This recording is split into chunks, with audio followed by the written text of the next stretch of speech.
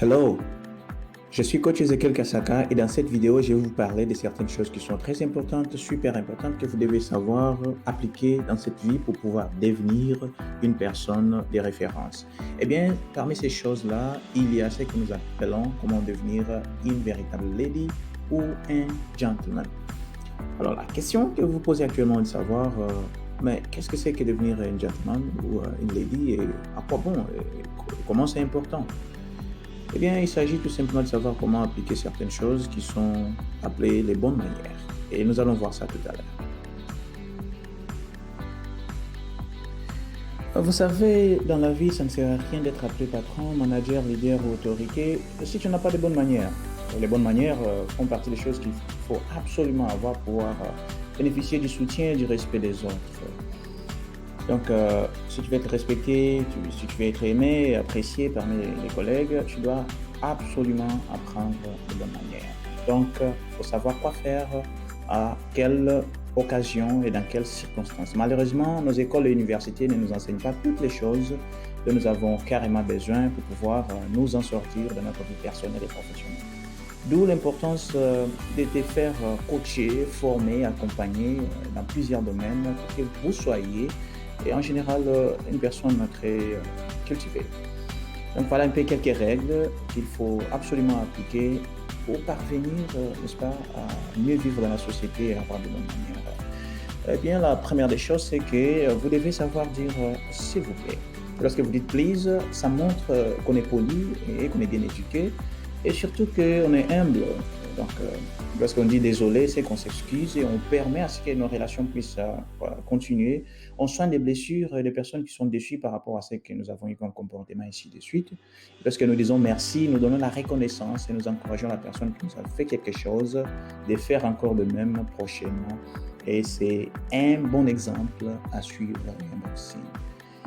L'autre chose que nous devons absolument faire, c'est de savoir bien se comporter. Vous savez, vous pouvez arriver à un certain moment, quelqu'un vous énerve complètement, quelqu'un qui a perdu la tête, qui a dit n'importe quoi, mais si vous n'arrivez pas à prendre la hauteur, à vous maîtriser, vous pouvez commettre une erreur que vous allez vraiment regretter toute votre vie.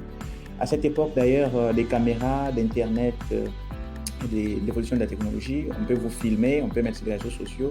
Les jours où votre étoile va briller et que vous devez être appelé une autorité quelque part, votre passé va encore surgir et on va brandir ça comme un mauvais comportement de votre passé. Alors, autre chose, c'est que vous devez savoir être disposé à serrer la main de qui que ce soit avec sourire. En tant que gentleman ou lady, même si vous avez croisé votre pire ennemi, ça ne sert à rien d'avoir une main serrée et de démontrer un peu une sorte d'impolitesse notoire, un comportement qui ne sert pas peut-être apprécié par les autres. Vous pouvez serrer gentiment la main à la personne. Ça ne veut pas dire que vous allez encore être dupé, vous allez être encore abusé, vous allez lui avez pardonné complètement pour qu'il puisse vous utiliser. Mais ça veut dire que vous savez comment vous surpasser et vous savez comment, n'est-ce pas, regarder de l'avant. Vous devez l'admettre très facilement lorsque vous avez tort. Ça ne sert à rien de continuer à défendre lorsque vous êtes dans l'erreur, vous cherchez des mots émissaires. Et pourtant, lorsque vous admettez que vous êtes dans l'erreur, les gens peuvent vous aider à, n'est-ce pas, avoir des idées, des astuces qui vont vous aider à grandir et améliorer vos erreurs. Donc, nul n'est parfait, nous commettons beaucoup d'erreurs. C'est pourquoi, en tant que lady ou gentleman, vous devez absolument accepter lorsque vous avez tort. Vous devez aussi savoir comment vous pouvez vous tenir dans la queue lorsque vous n'êtes pas la personne la mieux placée à passer quelque part. Vous allez à la banque, vous allez dans un service quelconque qui demande à ce que vous soyez dans la queue. Vous êtes qui vous pour venir sauter les autres. Il y a les autres qui sont venus avant vous. Si vous voulez sauter, vous donnez l'occasion à ces gens de vous insulter, de vous vilipender, d'utiliser des termes bizarres. Et ils vont vous insulter quelle que soit la marque de voiture que vous conduisez. C'est pour cela, si vous voulez vous respecter, suivez votre tour. Entrez dans la queue comme tout le monde et asseyez-vous et attendez les autres.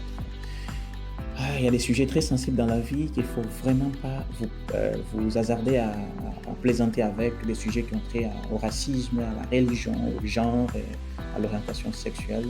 Ces sujets peuvent choquer très facilement, ils peuvent envoyer les gens en prison. Ça peut aussi créer des problèmes entre États. C'est pour cela qu'il faut vraiment beaucoup de prudence en tant que lady et gentleman. Lorsque vous prenez parole en privé en public et qu'il s'agit de la race ou de la religion, vous devez vraiment être sur vos gardes à ne pas dire n'importe quoi. Et donc voilà. Vous êtes entré dans un bureau, la conversation ne s'est pas passée comme vous avez prévu, quelqu'un vous a mal répondu ou votre boss ou votre collaborateur n'a pas bien entendu répondu à vos attentes. Ce n'est pas important de sortir et de claquer la porte avec colère.